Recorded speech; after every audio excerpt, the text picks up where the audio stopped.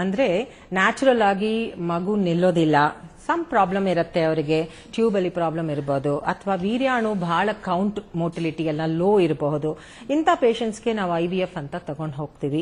ಅಥವಾ ಇನ್ನು ಕೆಲವೊಂದು ಸಮಯ ಏನ್ ಮಾಡ್ತಾರೆ, ಲೋವರ್ ಪ್ರೊಸೀಜರ್ಸ್, ಲೋವರ್ ಟೆಕ್ನಿಕ್ಸ್ ಎಲ್ಲ ಅಟೆಂಪ್ಟ್ ಮಾಡಿರ್ತಾರೆ, ಆದ್ರೆ ಮಗು ನಿಲ್ಲಲ್ಲ. ಸೊ IVF ಒಂದು ಲಾಸ್ಟ್ ರಿಸಾರ್ಟ್ ಆಗಿ ಕರ್ಕೊಂಡು ಹೋಗ್ತೀವಿ ಅವರಿಗೆಲ್ಲ. ಅಂದ್ರೆ ಮೈಯಿಂದ ಮೊಟ್ಟೆ ಹೊರಗಡೆ ತೆಗಿತೀವಿ, ಒಂದು ಮೊಟ್ಟೆ ಒಳಗೆ ಒಂದು ವೀರ್ಯಾಣುನ ಇಂಜೆಕ್ಟ್ ಮಾಡ್ತೀವಿ, ಭ್ರೂಣ ಬೆಳೆಸಿ ಭ್ರೂಣವನ್ನ ಗರ್ಭಕೋಶಕ್ಕೆ ತಲುಪಿಸೋದು IVF ಅಂತ ಪ್ರೊಸೀಜರ್ ಹೇಳೋದು. IVF ಪ್ರೊಸೀಜರು ಎಲ್ಲರೂ ತಿಳ್ಕೊಳ್ತಾರೆ, that's a last resort. IVF ಆಗ್ಬಿಟ್ರೆ ಅಷ್ಟೇ. IVF ಅಲ್ಲಿ ನಿಂತು ಬಿಟ್ರೆ ಸರಿ, ನಿಂತಿಲ್ಲ ಅಂತಂದ್ರೆ ನನಗೆ ಆಗೋದೇ ಇಲ್ವಾ ಅಂತ ಒಂದು ದೊಡ್ಡ ಪ್ರಶ್ನೆಯಲ್ಲಿ ಬರ್ತಾರೆ ನಮ್ಮ ಹತ್ರ. IVFನು ಒಂದು ವಿಧಾನ, ಒಂದು technique. End of the road ಅಲ್ಲ IVF. IVF ಅಲ್ಲಿ ಪ್ರೆಗ್ನೆನ್ಸಿ ಎಷ್ಟು ಸಕ್ಸಸ್ ಆಗುತ್ತೆ ಅಂತ ನೀವು ಕೇಳಿದ್ರೆ, ಇತ್ತೀಚೆಗೆ ಒಂದು 10 ವರ್ಷ ಮುಂಚೆ ನೋಡಿದ್ರೆ IVF ಪ್ರೊಸೀಜರ್ಸ್ ಅಲ್ಲೂ ಅಡ್ವಾನ್ಸ್ಮೆಂಟ್ಸ್ ಇರಲಿಲ್ಲ. ಒಂದು 28% ಪ್ರೆಗ್ನೆನ್ಸಿ ರೇಟ್ ಇರ್ತಾ ಇತ್ತು. ಇತ್ತೀಚೆಗೆ ನೋಡಿದ್ರೆ ಪ್ರೆಗ್ನೆನ್ಸಿ ರೇಟ್ ಹೆಚ್ಚಾಗಿದೆ. 45ಇಂದ 50% ವರೆಗೂ ಮಕ್ಕಳು ಹೆತ್ಕೊಂಡು ಹೋಗ್ತಾರೆ. ಬಟ್ ಇನ್ನೂ ಒಂದು 50% ಇದಾರಲ್ವಾ, ಪ್ರೆಗ್ನೆನ್ಸಿ ಆಗೋದಿಲ್ಲ ಅವ್ರಿಗೆ. IVF ಮಾಡಿದ ನಂತರನೂ ಆಗೋದಿಲ್ಲ. ಹೌದು, ಆ ಟ್ರೀಟ್ಮೆಂಟ್ ಆದ ನಂತರನೂ ಸಾಕಷ್ಟು ಜನಕ್ಕೆ ಗರ್ಭ ನಿಲ್ಲೋದಿಲ್ಲ. ಸೊ ಅದಕ್ಕೆ ಏನ್ ಕಾರಣಗಳು ಅಂತ? ಹೌದು, ಇದೊಂದು ದೊಡ್ಡ ಸಮಸ್ಯೆ ಆಕ್ಚುಲಿ. ಯಾಕೆ ಆಗೋದಿಲ್ಲ? IVF ಆದ್ರೆ ಪ್ರೆಗ್ನೆನ್ಸಿ ಆಗ್ಬಿಡುತ್ತೆ ಅಂತ ಅನ್ಕೊಂಡು ಬಂದಲ್ಲ, IVF ಮಾಡಿಸ್ಕೊಂಡಾಯ್ತು, ಇನ್ನೇನು ಡಾಕ್ಟ್ರೆ, ವಾಟ್ ನೆಕ್ಸ್ಟ್, ಏನಿದೆ? ಎಲ್ಲ ಟೆಸ್ಟ್ ಮಾಡಿದ್ರಲ್ಲ, ಗರ್ಭಕೋಶ ಚೆಕ್ ಮಾಡಿದ್ರಿ, ಮತ್ತೆ ಅಂಡಾಣುಗಳು ಬೆಳೆಯತ್ತ ಅಂತ ಸ್ಕ್ಯಾನ್ ತಿಳ್ಕೊಂಡ್ರಿ, ಮತ್ತೆ ವೀರ್ಯಾಣು ಪರೀಕ್ಷೆ ಮಾಡಿ ವೀರ್ಯಾಣುನು ನಾರ್ಮಲ್ ಇದೆ ಅಂತ ಹೇಳಿದ್ರಿ, IVF ಮಾಡಿದ್ರೆ ಆಗುತ್ತೆ ಅಂತ ಅನ್ಕೊಂಡಲ್ಲ, ಆದ್ರೂ ಆಗಿಲ್ವಲ್ಲ ಅಂತ ಒಂದು ದೊಡ್ಡ ಪ್ರಶ್ನೆಯಲ್ಲೇ ಬರ್ತಾರೆ ನಮ್ಮ ಹತ್ರ. ಕಷ್ಟ, ದೊಡ್ಡ ಕೆಲಸ ಅದು. ಬಿಕಾಸ್ ಅವ್ರು ಹೇಳಿದಂತೂ ನಿಜ, ಎಲ್ಲ ಟೆಸ್ಟ್ ಮಾಡಿನೇ ನಾವು ತಗೊಳ್ತೀವಿ. ಅಂಡ್ ಎಷ್ಟು ಸೈಕಲಾಜಿಕಲ್ ಇಂಪ್ಯಾಕ್ಟ್ ಇದು ಮಕ್ಕಳ ಮೇಲೆ ಕಾಣಿಸುತ್ತೆ ಅನ್ನೋದು ಅರ್ಥ ಮಾಡ್ಕೊಳಕ್ ಆಗುತ್ತೆ ನಮ್ಮಿಂದ. ಡೆಫಿನೆಟ್ಲಿ ಒಂದು ಸೈಕಲಾಜಿಕಲ್ ಸ್ಟ್ರೆಸ್ ಅಲ್ಲಿ ಬರ್ತಾರೆ ಅವರು. ಅಂಡ್ ಏನ್ ತಪ್ಪಾಯ್ತು, ನಾನು ರೆಸ್ಟ್ ತಗೊಳ್ಳಿಲ್ಲ ಅದರಿಂದ ಹೋಯ್ತಾ, ಅಥವಾ ಏನೋ ಕೆಲಸ ಮಾಡ್ತಿದ್ದೆ ಅದರಿಂದ ಹೋಯ್ತಾ, ಇನ್ನು ಏನು ಮುಂದೆಗೆ ನನ್ನ ಮಗು ಹೆತ್ಕೊಳಕ್ ಸಾಧ್ಯನೇ ಆಗೋದಿಲ್ವಾ?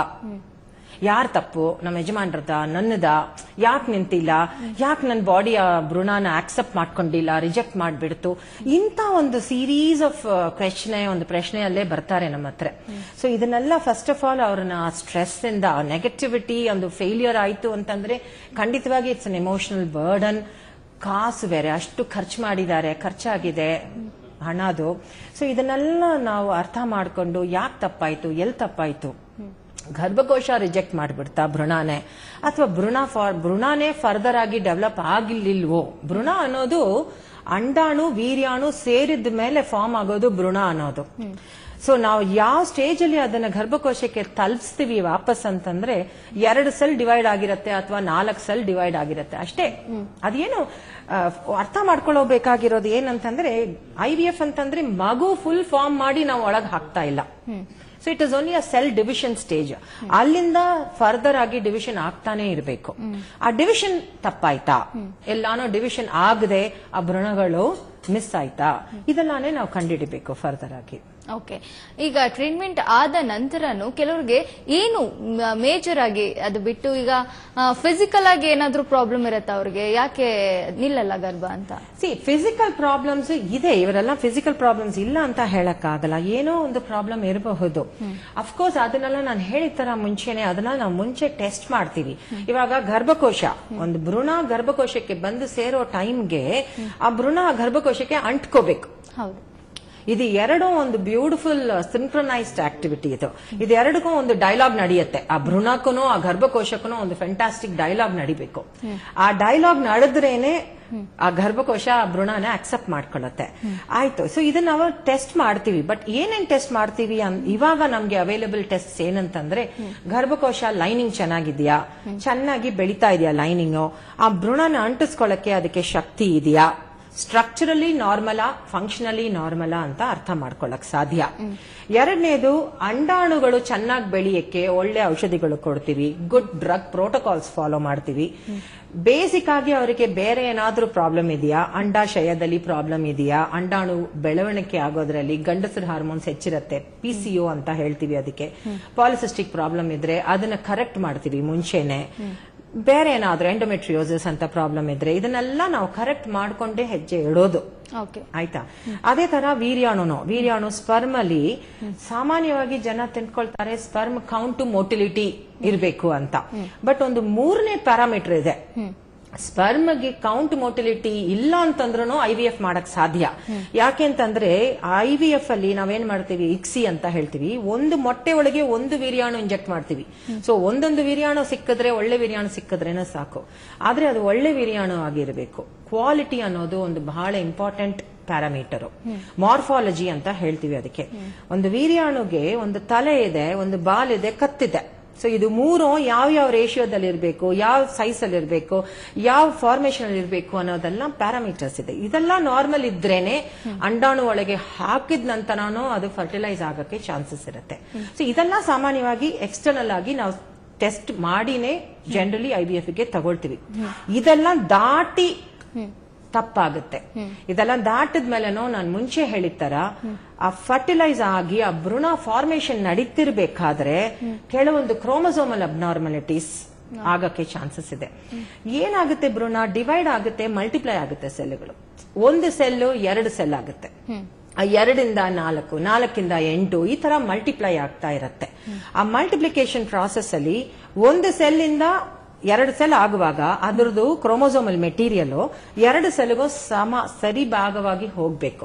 ಸಮ್ಟೈಮ್ಸ್ ಈಕ್ವಲ್ ಕ್ವಾಂಟಿಟಿಯಲ್ಲಿ ಹೋಗಲ್ಲ. ಒಂದು ಕಡೆ ಸ್ವಲ್ಪ ಹೆಚ್ಚು ಕ್ರೋಮೋಸೋಮ್ಸ್ ಬಂದ್ಬಿಡತ್ತೆ, ಇನ್ನೊಂದು ಕಡೆ ಸ್ವಲ್ಪ ಕಮ್ಮಿ ಇರುತ್ತೆ. ಅರ್ಥ ಆಗ್ತಾ ಇದೆಲ್ಲ? ಸೊ ಆ ರೀತಿ ಆ ಭ್ರೂಣ ಫಾರ್ಮೇಶನ್ ಅಲ್ಲಿ ತಪ್ಪಾಗಕ್ಕೆ, ಕ್ರೋಮೋಸೋಮಲ್ಲಿ ಅಬ್ನಾರ್ಮಲ್ ಅದು ಆಗಕ್ಕೆ ಚಾನ್ಸಸ್ ಇದೆ. ಅಂತ ಭ್ರೂಣಗಳು ಅಂಟ್ಕೊಳ್ಳಲ್ಲ. ಸೊ ಫೇಲಿಯರ್ ಅಂತ ನೀವು ನೋಡಿದ್ರೆ, ಆ ಕ್ಯಾಟಗರಿಯಲ್ಲಿ ನೋಡಿದ್ರೆ ಯಾಕೆ ಫೇಲಿಯರ್ ಆಗುತ್ತೆ ಅಂದ್ರೆ ಆಲ್ಮೋಸ್ಟ್ ಒಂದು 70% ಜನಕ್ಕೆ ಭ್ರೂಣದಿಂದಾನೇ ಪ್ರಾಬ್ಲಮ್.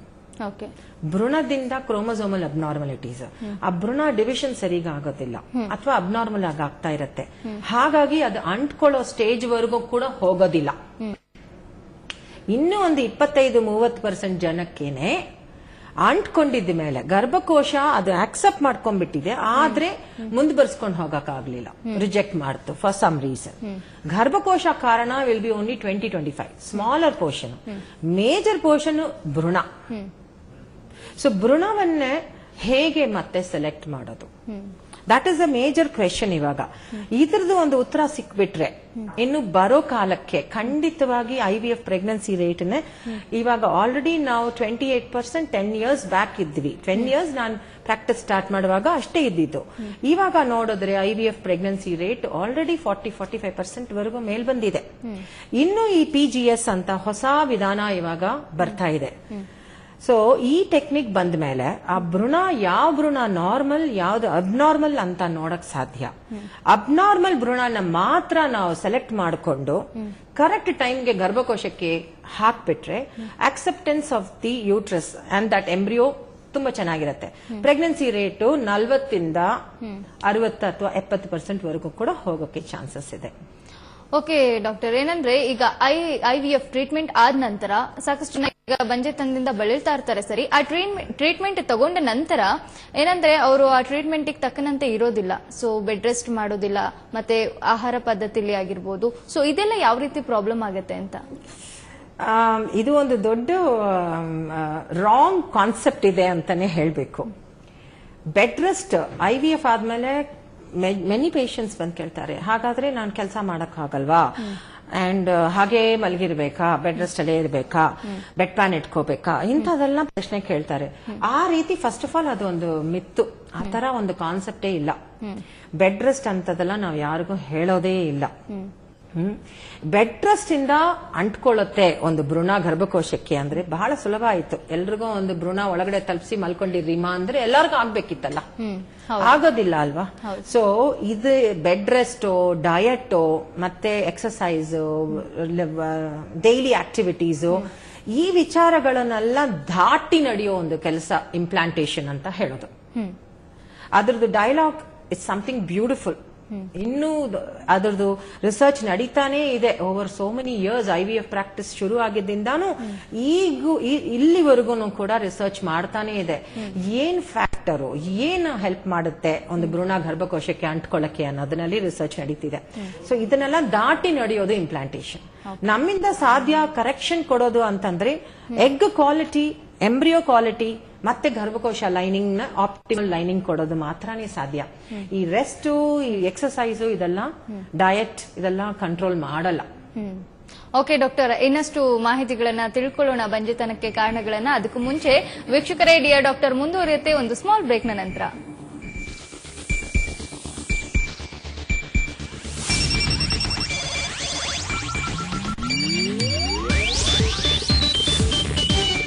ಡಾರ್ಕ್ ಅಂಡ್ ಡಲ್ ಆಗಿದ್ ನನ್ನ ಫೇಸ್ ಇಂದ ಬೇಜಾರಾಗಿ ಕಾಲೇಜ್ ಹೋಗೋಕೆ ಮನ್ಸಿರ್ತಿರ್ಲಿಲ್ಲ. ನಿಸರ್ಗಾಲಯ ರೂಪ್ ನಿಸರ್ಗಿಂದ ನನ್ನ ಫೇಸ್ ಬ್ರೈಟ್ ಅಂಡ್ ಲವ್ಲಿ ಆಗಿದೆ. ನಿಸರ್ಗಾಲಯ ರೂಪ್ ನಿಸರ್ಗ್ ಜೆಲ್ ಲೇಪ ಮತ್ತು ಫೇಸ್ ವಾಶ್.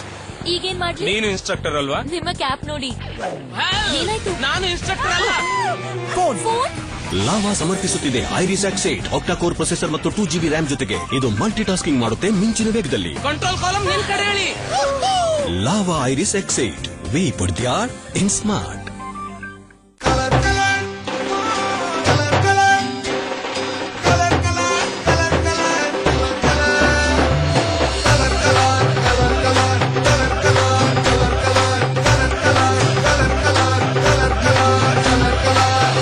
ETV ಈಗ ಕಲರ್ಸ್ ಕನ್ನಡ. ಈ ಅಕ್ಷಯ ತೃತೀಯದಂದು ಯಶಸ್ಸು ಮತ್ತು ಸಮೃದ್ಧಿಯನ್ನು ನಿಮ್ಮದಾಗಿಸಿ ಜೋಯಾ ಲುಕಾಸ್ನ 3 ಅವಿಶ್ವಸನೀಯ ಆಫರ್ಸ್ನೊಂದಿಗೆ ನಮ್ಮ ವಜ್ರ ಮತ್ತು ಪೋಲ್ಕಿ ಆಭರಣಗಳ ದಿವ್ಯ ರೇಂಜ್ಗಳಿಂದ ಖರೀದಿ ಮಾಡಿ ಮತ್ತು ಪಡೆಯಿರಿ 2 ಗ್ರಾಂ ಚಿನ್ನದ ನಾಣ್ಯ ಉಚಿತ. ಚಿನ್ನದ ಆಭರಣದ ಖರೀದಿಯ ಮೇಲೆ ಉಚಿತ ಚಿನ್ನದ ನಾಣ್ಯ, 8 gram good luck gold coin ಮೇಲೆ ಮೇಕಿಂಗ್ ಚಾರ್ಜಸ್ ಇಲ್ಲ. ಈ ಅಕ್ಷಯ ತೃತೀಯದಂದು ಸುಖ ಸಮೃದ್ಧಿಯನ್ನು ನಿಮ್ಮದಾಗಿಸಿ Zoya ಲುಕಾಸ್ನಲ್ಲಿ, the world's favourite jeweller. 6, 5, ಅರೆ ವಾ, ನಿನ್ ತಲೆ ಅಂತೂ ವಿಮಾನ ತರ ಇದೆ. ರಾಕೆಟ್. ರಾಕೆಟ್ ಅವರೇ, ಎಲ್ಲಿಗೆ? ಅಮ್ಮ ಬೈಲಿಗೆ ಬರ್ತಿದೆ. ಇಟ್ಕೋ, ಕಾಯಿಲೆ ಬೀಳಲಿದ್ದಾಳೆ. ಆಗೋದಿಲ್ವೇನು? ಬೈಲ್ನಲ್ಲಿ ಶೌಚ ಮಾಡ್ತಾಳೆ, ಅದ್ರ ಮೇಲೆ ನೊಣಗಳು ಓಡಾಡುತ್ತವೆ. ಅದೇ ನೊಣಗಳು ನೀನು ಮಾಡಿರೋ ಅಡಿಗೆನ ಕುಲುಷಿತಗೊಳಿಸುತ್ತವೆ, ಮತ್ತೆ ಮುನ್ನಿಗೆ ಕಾಯಿಲೆ. ಮನೇಲೆ ಶೌಚಾಲಯ ಕಟ್ಸು ಹಾಗೂ ಅದನ್ನ ಬಳಸು. ಸ್ವಚ್ಛ ಭಾರತ್ ಮಿಷನ್, ಒಂದು ಹೆಜ್ಜೆ ಸ್ವಚ್ಛತೆಯ ಕಡೆಗೆ. ಎಲ್ಲಿ ಆಲೋಚನೆ ಅಲ್ಲಿ ಶೌಚಾಲಯ.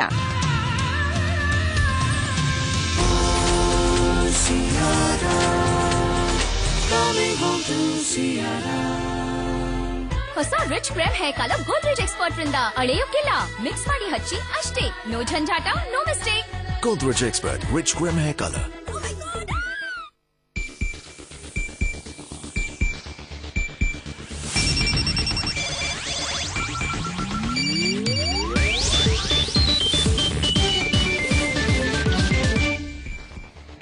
ಬ್ರೇಕ್ನ ನಂತರ ಮತ್ತೆ ಡಿಯರ್ ಡಾಕ್ಟರ್ ಕಾರ್ಯಕ್ರಮಕ್ಕೆ ಸ್ವಾಗತ. ಡಾಕ್ಟರ್, ನಾವು ಮಾತಾಡ್ತಾ ಇದ್ವಿ ಟ್ರೀಟ್ಮೆಂಟ್ ಬಗ್ಗೆ. IVF ಟ್ರೀಟ್ಮೆಂಟ್ ಬಗ್ಗೆ ಮಾತಾಡ್ಬೇಕಾದ್ರೆ ಹೇಳಿದ್ರಿ ನೀವು ಈಗ ಏನು PGS ಟ್ರೀಟ್ಮೆಂಟ್ ಅಂತ. ಸೊ PGS ಟ್ರೀಟ್ಮೆಂಟ್ ಅಂದ್ರೆ ಏನ್ ಡಾಕ್ಟರ್, ಏನ್ ಟೆಕ್ನಿಕ್ ಇದು ಅಂತ? PGS ಒಂದು ಹೊಸ ವಿಧಾನ ಇವಾಗ. ಆಕ್ಚುಲಿ ಎಷ್ಟೊತ್ತು ಹೇಳ್ತಾ ಇದ್ನಲ್ಲ, ಭ್ರೂಣಗಳು ಅಲ್ಲಿ ಪ್ರಾಬ್ಲಮ್ ಇರಬಹುದು, ಕ್ರೋಮೋಸೋಮ್ ಅಲ್ಲಿ ಅಬ್ನಾರ್ಮಲ್ ಎಂಬ್ರಿಯೋಸ್ ಇರಬಹುದು. ಸೊ ಸಾಮಾನ್ಯವಾಗಿ ಏನ್ ಅನ್ಕೊಳ್ತೀವಿ, ಭ್ರೂಣ ನೋಡಕ್ಕೆ ಚೆನ್ನಾಗಿದ್ರೆ all that glitters is not gold ಅಂತ ಒಂದು ಸೇಯಿಂಗ್ ಇದೆಲ್ಲ, ಆ ರೀತಿನೇ ನೋಡಕ್ಕೆ ಭ್ರೂಣ ಬಂದು ಒಂದು ಚೆನ್ನಾಗಿ ಅನ್ಸಿದ್ರೇನೋ ಕೂಡ ಒಳಗಡೆ ಏನಾದ್ರೂ ಕ್ರೋಮೋಸೋಮಲ್ ಅಬ್ನಾರ್ಮಲಿಟೀಸ್ ಇರಬಹುದು. ಅದಕ್ಕೆ ಕಾರಣದಿಂದ ಆ ಭ್ರೂಣ ಗರ್ಭಕೋಶಕ್ಕೆ ಅಂಟ್ಕೊಳ್ಳಕ್ ಮುಂಚೆನೆ ಸತ್ತೋಗುತ್ತೆ. ಸೊ ಆ ಕ್ರೋಮೋಸೋಮಲ್ ಅಬ್ನಾರ್ಮಲಿಟಿ ಇದೆಯೋ ಇಲ್ವೋ ಅಂತ ತಿಳ್ಕೊಳ್ಳೋದು PGS ಅಂತ ಒಂದು procedure. So that is a very recent and a new technique. It's a new innovation that has come. This is going to revolutionise ಒಂದು IVF ಟ್ರೀಟ್ಮೆಂಟ್ ಅಂತ ಒಂದು ಎಕ್ಸ್ಪೆಕ್ಟೇಷನ್ ಇದೆ. ಓಕೆ ಡಾಕ್ಟರ್, ಈಗ ಒಂದು ಕಾಲ್ ರೆಡಿ ಇದೆ, ಅದನ್ನ ನೋಡ್ಕೊಂಡು ಬರೋಣ. ಜ್ಯೋತಿ ಅಂತ ತುಮಕೂರಿಂದ. ಜ್ಯೋತಿ ಅವರೇ, ಡಾಕ್ಟರ್ ಇದ್ದಾರೆ, ನಿಮ್ಮ ಸಮಸ್ಯೆಯನ್ನ ಹೇಳಿ. ಹಲೋ ಮೇಡಮ್, ನಮಸ್ತೆ. ನಮಸ್ತೆ ಮಾ. ಮೇಡಮ್, ನನ್ನ ಹೆಸರು ಜ್ಯೋತಿ ಅಂತ. ಮೇಡಮ್, ನಮ್ಮ ಮದುವೆ 3 ವರ್ಷ ಆಯ್ತು. ಸರಿ. ಈಗ 1 ವರ್ಷದಿಂದ ಮಗು ಬೇಕು ಅನ್ಕೊಂತಿದೀವಿ. ಒಂದು ಮಗು ಬೇಕು ಅನ್ಕೊಂತಿದೀವಿ ಈಗ 1 year ಇಂದ. ಓಕೆ. ಈಗೊಂದು ಇಷ್ಟು ದಿವಸದಿಂದ ಅನ್ಕೊಂತಿದ್ವಿ, ಆಗ್ಲಿಲ್ಲ ಅಂತ ಹಾಸ್ಪಿಟಲ್ ತೋರ್ಸ್ಕೊಂಡ್ವಿ. ಮಗು ಆಗಿಲ್ಲ ಅಂತ ಹಾಸ್ಪಿಟಲ್ ತೋರ್ಸ್ಕೊಂಡಿದ್ದೀರಾ? ನೋಡಿ, ರಾಜಾಜಿನಗರ್ ಅಲ್ಲೇ ತೋರ್ಸ್ಕೊಂಡ್ವಿ. ಓಕೆ. ಅಲ್ಲಿ ತೋರ್ಸ್ಕೊಂಡಿದ್ದಕ್ಕೆ ಅವರು ನೋಡಿ ವೇಟ್ ಮಾಡಿ ಅಂದ್ರು. 2 months ನೋಡಿದ್ರೆ ಆಗ್ಲಿಲ್ಲ. 2 months ವೇಟ್ ಮಾಡಕ್ ಹೇಳಿದಾರಂತೆ ಡಾಕ್ಟರ್ಸ್. ಓಕೆ. ವೆಯ್ಟ್ ಮಾಡಿದ್ವಿ, ಟ್ಯಾಬ್ಲೆಟ್ಸ್ ಎಲ್ಲ ಕೊಟ್ಟಿದ್ರು, ಬಟ್ ಏನೂ ಆಗ್ಲಿಲ್ಲ. ಆಮೇಲೆ IUI ಲಾಸ್ಟ್ ಮಂತ್. ಹೇಳಿಮ್ಮ. IUI ಮಾಡ್ಕೊಂಡಿದೀವಿ ಲಾಸ್ಟ್ ಮಂತ್. ಸರಿ. ಅದು ಎಷ್ಟು% ಸಕ್ಸಸ್ ರೇಟ್ ಮೇಡಮ್ ಆಗ್ಬೋದಾ IUI ಮಾಡ್ಕೊಂಡ್ರೆ? ನಿಮ್ಗೆ ಎಷ್ಟು ವಯಸ್ಸಮ್ಮ? 24. ಮದುವೆಗೆ ಎಷ್ಟು ವರ್ಷ ಆಗಿದೆ ಅಂತ ಹೇಳಿದ್ರಿ? 1 year. 1 year. 3 ವರ್ಷ ಆಯ್ತು. 1 ವರ್ಷ ಬೇಕು. ಆಯ್ತು. ರೈಟ್. ಸರಿ, ಇವಾಗ ನಿಮ್ಗೆ IUI ಹೇಳಿದ್ದಾರೆ, ಅಂದ್ರೆ ಒಂದ್ಸರಿ IUI ಮಾಡಿದೀನಿ ಅಂತ ನೀವು ಹೇಳಿದ್ರಿ.